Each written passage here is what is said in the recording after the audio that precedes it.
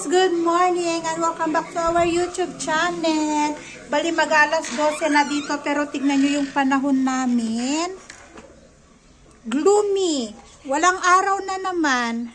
Kahapon umaraw mga anong oras yun? Mga 11. Pero ngayon tignan nyo. Walang araw dito sa amin.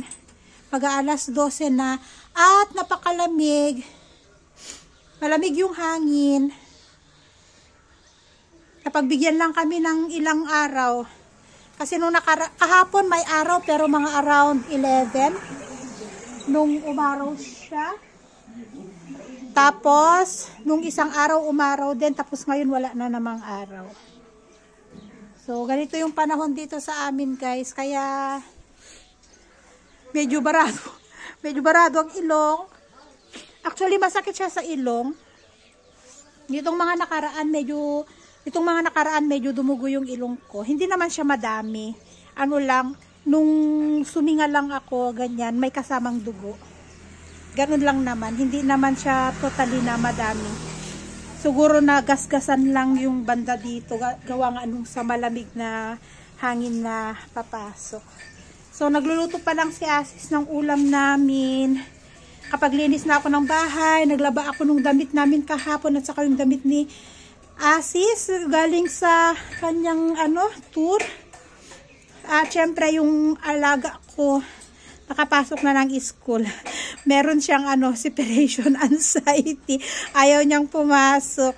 Sabi niya gusto daw lang niya dito sa bahay kasama ko daw. Sabi niya I want to stay with mommy in the house. So ayun, kinatay ni Asis yung isang manok kasi nga hindi siya nakakakain, hindi siya nakakalakad. At nanonood ako ng Aquaman 2. Aquaman 2 siya pero hindi. Nakadub siya ng hindi. Bali dinownload lang ni Asis dun sa pinapanooran niya ng movie. Tapos in-upload niya sa YouTube niya private. Pinapanood namin siya sa TV. Ayun maganda. Kahit na hindi ko masyadong naintindihan, maganda yung Aquaman 2. So yan guys.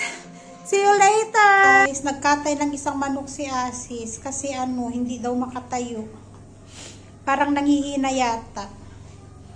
Ayaw sana ni Asis kasi nga sinisave niya yung mga manok para sa akin pag nanganak na ako. Kaso, baka kasi mamaya mamatay.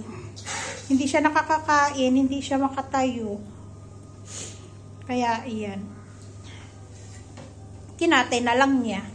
Tingnan nyo, may mga itlog siya.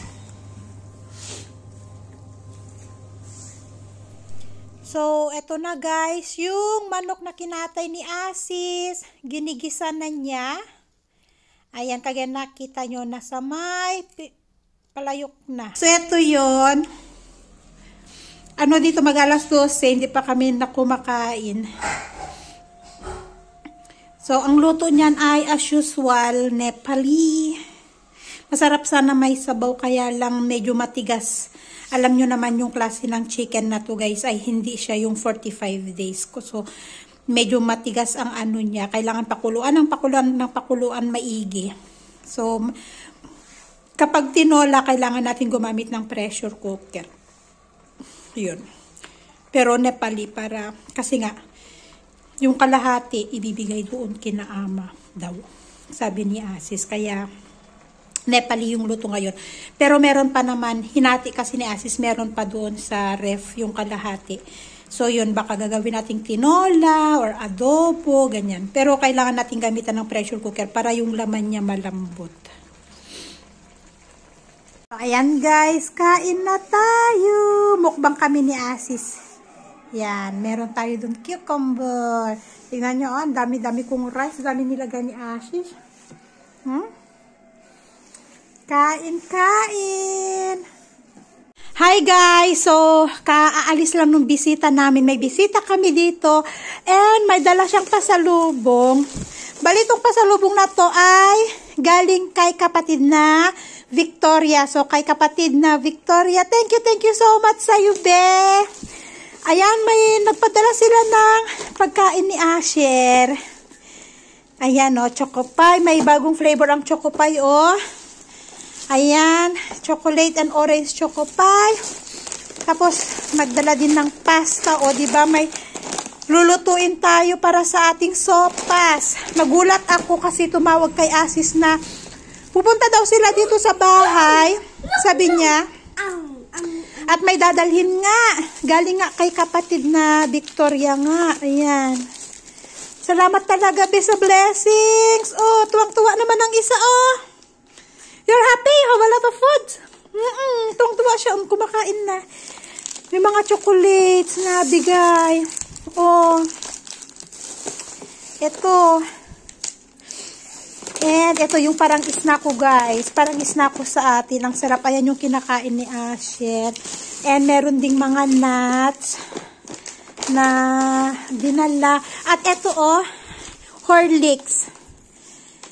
Horlicks Light. Ano to? Ano, para siyang juice to. Titimplahan mo lang siya. Lalagyan mo lang siya ng tubig. Tapos iinumin.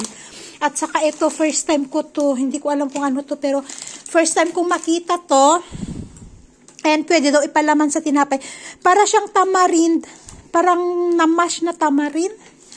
Papakita ko sa inyo ang laman niya, guys. Ano siya? Ang lasa nito ay parang tamarind din. Matamis na maasim. Ayan, oh. Kinamay ko na nga, eh. Tingnan nyo. Oh, ganyan ang itsura niya. Masarap. Pwede daw ipalaman sa tinapay, sabi. Sarap niya. Dinut-dut ko na. Sarap. At saka ano kasi siya? Gawa siya sa fruits. Ayan, oh. Gawa siya sa fruits, guys. Sarap. First time ko makatikim nito. Although nakakakita na ako nito sa supermarket, never kami nag-try bumili kasi hindi ko alam kung ano to. Pero masarap siya. Para siyang palaman. Tapos eto. Hindi ko din alam kung ano yung ano nito. Pero matitikman natin. Kasi never kaming bumibili ng mga ganito na ano. Ayan. Yan yung ipinadala sa amin. Yan. Oh, blessings. Galing kay kapatid na Victoria. Thank you so much po. Yan. Kaalis lang yung kaibigan niya na pumunta dito sa bahay para dalhin to. And yung isa ko kumakain na. Kaya sabi ko, sige, bago gumawa ng assignment. Yan. So, ay, nakakatuwa. may blessings na dumating sa bahay, oh. Kakatuwa lang. Thank you so much po. O, say, anak ko, thank you na, tita. Oh. Thank you, tita. Thank you po, tita. Thank you po, tita. Oh, God bless you po. God bless you po. So, ayun nga, guys. Yes. And syempre, yes, magagawa na kami ng assignment. Magtatapos na kami ng assignment namin. Ang assignment ni Asher ay Nepali alphabet ulit, tapos 1 to 50 Mami, sa math. Yes. At hindi ko na rin patatagalin ang aking video, guys. Yes, I will finish my homework and you will finish also your homework, okay? Don't eat Asher. May homework siya, may homework din ako. Sasabayan ko siya gumawa ng homework niya na Nepali. Mommy, who will win to eat and Nepali word and English word, okay? Okay. Who will win? Siyang teacher ko. Okay. May sugat yung dila ko. Siyang teacher ko, guys. Nabaliktad na ang sitwasyon namin dito sa bahay. Tuwing dadating siya yung teacher ko. Ako yung estudyante niya.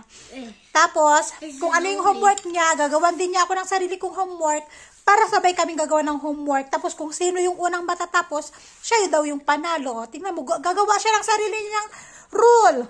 Nagsusulat na. My hand is fast. Your hand is fast. I'm not yet.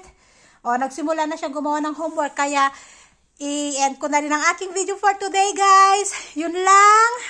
Thank you again for watching. O, bye-bye na. Bye, everyone, and God bless us all.